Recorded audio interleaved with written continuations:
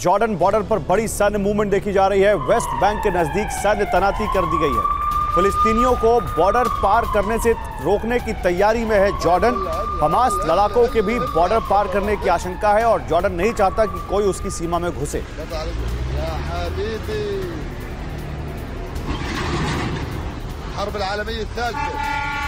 Middle east में nuclear tension बढ़ गई है। तुर्की ने इजराइल पर सवाल उठा दिए हैं। इजराइल के न्यूक्लियर स्टेटस की जांच हो, यह कहा है एर्दोआन ने।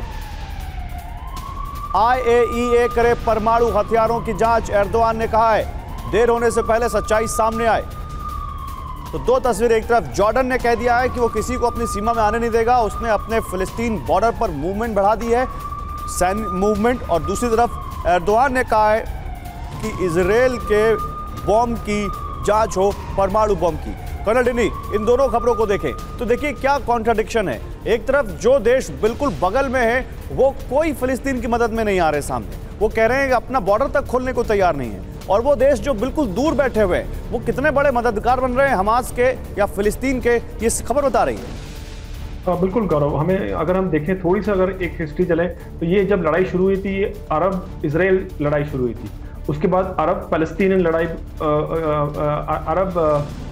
फलस्तीन इजराइल युद्ध में हुआ, और अब जाके इजराइल हमास युद्ध में पहुंचा है। जब इजराइल हमास युद्ध में पहुंचा है, जितने भी मिडिल ईस्ट कंट्रीज हैं उन सभी ने जिस तरह से पहले फलस्तीन को सपोर्ट करते थे वैसे नहीं दिया है, और उसी कारण है, जैसे आपने ठीक बताया, कि कोई भी राज्य जो उनके नजदीक वाले, किसी ने भी इनको अपने जगह पर शरण देने की बात भी नहीं की है। और दूसरी तरफ है, जैसे टर्की के हैं, जैसे पहले हमने ईरान की बात की, ये फिजिकली कोई काम तो कर नहीं रहे हमास को सपोर्ट करने की या फलस्तीन को सपोर्ट करने की, लेकिन इनडायरेक्ट मैसेजिंग, इस तरह के बयानबाजी करना, दिखाने के लिए कि हम जो है इस्लामिक वर्ल्ड का लीडर बनने की कोशिश कर रहे हैं। दैट इज द ये बड़ा कॉन्ट्रडिक्शन है। और अरब देशों में भी कहां एक राय है फिलिस्तीन की मदद करने को लेकर। जनरल कुलकर्णी, मैं आपके पास भी आऊंगा, लेकिन एक रिपोर्ट दिखाकर हमास के बहुत ही खतरनाक प्लान का खुलासा हुआ है। हमास इस वक्त गाजा में जिस रणनीति पर काम कर रहा है उससे एटमी विस्फोट होने की संभावना बहुत बढ़ गई है। हमास चाहता है कि इजरायली सेना युद्ध में एटम बम का इस्तेमाल करे ताकि इजराइल पूरी दुनिया की नजर में विलन बन जाए। इसके लिए हमास युद्ध को लंबा खींच रहा है ताकि बढ़ते अंतर्राष्ट्रीय दबाव की वजह से नेतन्याहू सेना परमाणु विस्फोट कर दे। सवाल यही है कि क्या एटमी विनाश बहुत निकट आ गया है?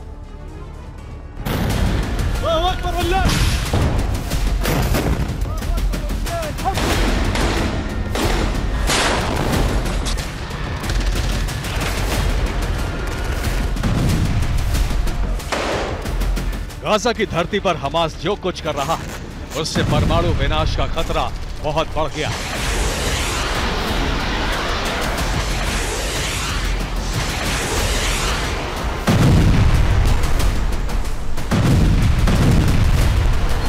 हमास इस वक्त जिस रणनीति के तहत युद्ध लड़ रहा है वो गाजा में न्यूक्लियर सुनामी ला सकता है।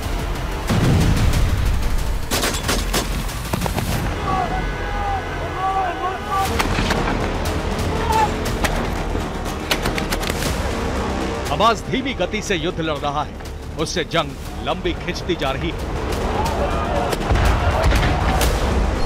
हमास की नई युद्ध नीति से नेतन्याहू और उनकी सेना परेशान है। ऐसे में जल्द युद्ध खत्म करने के लिए इजराइल परमाणु धमाका कर सकता है।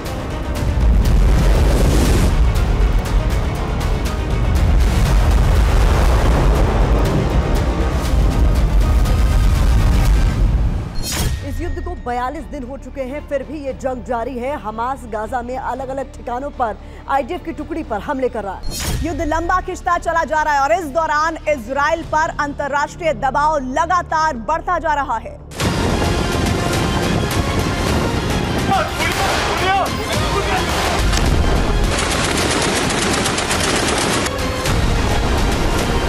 दुनिया भर में इजराइल के खिलाफ प्रदर्शन, इजराइल पर बढ़ता अंतर्राष्ट्रीय दबाव, अमेरिका पर अरब इस्लामिक देशों का दबाव, ईरानी प्रॉक्सी के लगातार बढ़ते हमले, यही वो फैक्टर हैं जो गाजा में परमाणु विनाश का कारण बन सकते हैं। गाजा के अंदर IDF और हमास के बीच किस तरह से जंग चल रही है, अब उसकी रियल रिपोर्ट देखिए।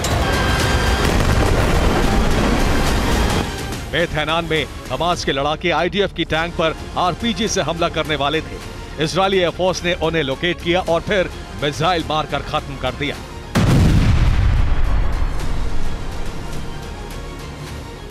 गाजा में इस इमारत की छत पर हमास का एंटी टैंक स्क्वाड मौजूद था। इजरायली एयरफोर्स ने इसे भी तबाह कर दिया। उत्तरी गाजा में इजरायल ने भीषण बमबारी की तो आसमान में बारूदी धुएं का बहुत बड़ा गुबार नजर आने लगा। इजरायल ने गाजा में भीषण बमबारी की तो हमास के ठिकानों के साथ साथ कई गाड़ियां भी जल गईं।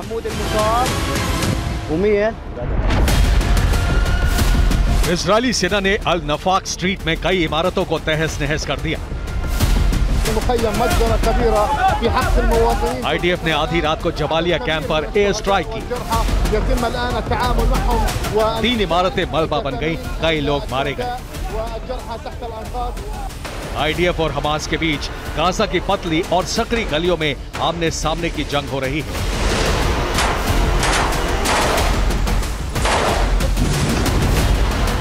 आईडीएफ के जवान गाजा के एक घर में घुसे तो चौंकाने वाली तस्वीर सामने आई।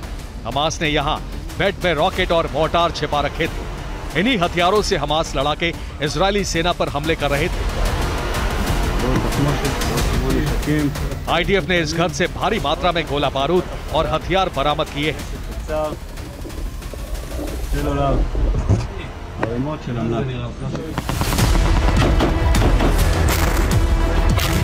इजरायल के हमले लगातार तेज होते जा रहे हैं। हमास भी रह रहकर पलटवार कर रहा है। हमास इजरायली शहरों पर रॉकेट की बरसात कर रहा है। इसके अलावा गाजा में सुरंग के अंदर से युद्ध लड़ रहा है।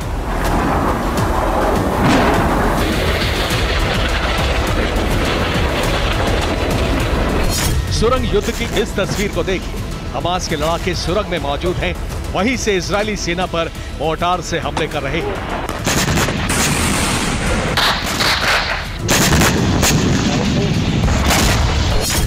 सुरंग में ही रॉकेट और मोर्टार का बहुत बड़ा जखीरा मौजूद है। आईडीएफ के लिए यही सुरंग सबसे बड़ी मुसीबत बनी हुई।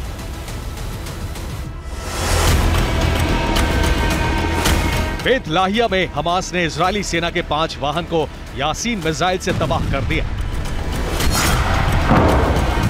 सिर्फ हमास ही नहीं, इजरायल पर हिजबुल्ला और अल कुद्स के लड़ाके भी बारूदी धावा बोल रहे हैं। हिजबुल्ला लेबनान बॉर्डर के पास मौजूद इजरायल के सैन्य बेस पर लगातार हमले कर रहा है। बॉर्डर पर मौजूद इजरायल के वॉच और कम्युनिकेशन टावर को ध्वस्त कर रहा है।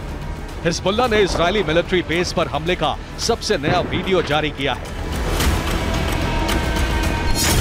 भीषण जंग की वजह से गाजा की सूरत किस तरह बर्बाद हो चुकी है उसका सबूत देखिए।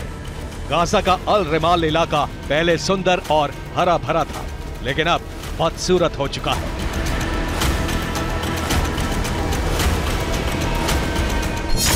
गाजा सिटी सेंटर भी तबाह नजर आ रहा है।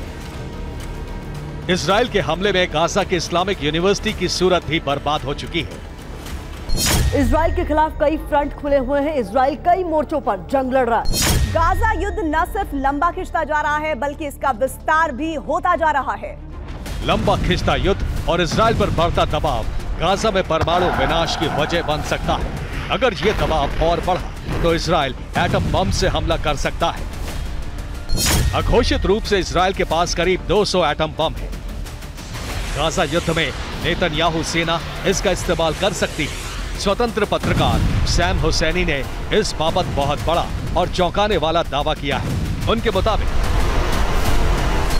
इजरायल के परमाणु हथियार ही उसे वॉर क्राइम के दंड से बचा रहे हैं। इजरायल इन्हीं हथियारों के दम पर कई देशों को आंख दिखा रहा है। इजरायल इतना आक्रामक है कि वो एटमी हथियारों का इस्तेमाल कर सकता है। इतना ही नहीं, सैम हुसैनी ने यह भी कहा है कि इजरायल के पास एटमी हथियार हैं।